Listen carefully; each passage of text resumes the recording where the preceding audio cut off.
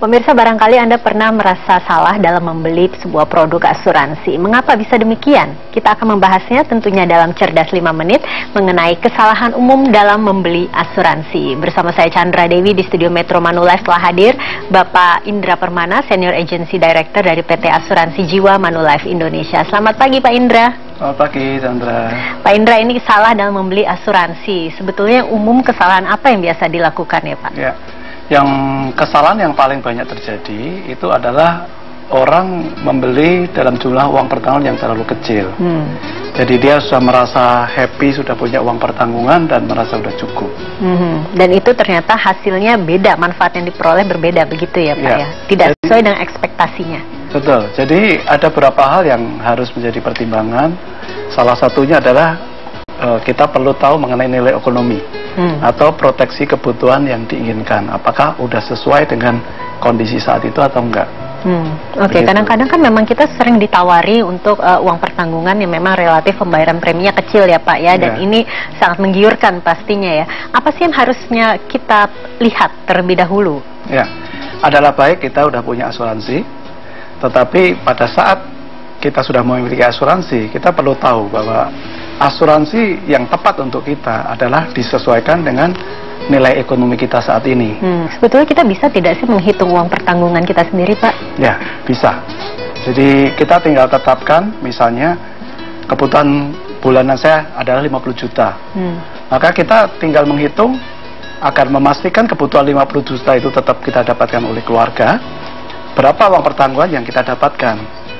Nah, kalau kita secara hitungan matematisnya, idealnya seseorang dan kebutuhan 50 juta per bulan, idealnya dia harus punya uang pertanggungan sebesar 10 miliar uang pertanggungan.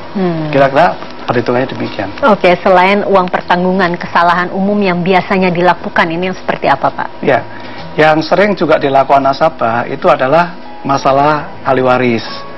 Jadi sering sekali seseorang itu memberikan ahli waris nggak ke pasangannya tapi ke anak.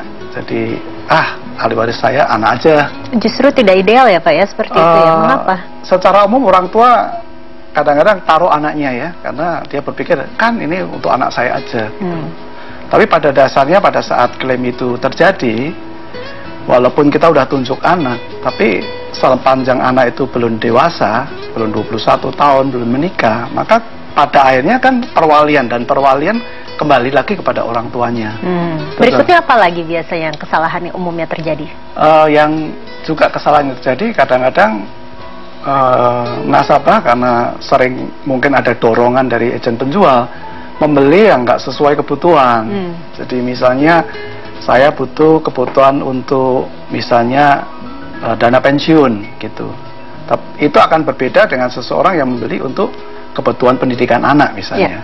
Oke, jika kita lakukan kemudian kita menyadari bahwa kita salah membeli Pak, apakah bisa dikoreksi?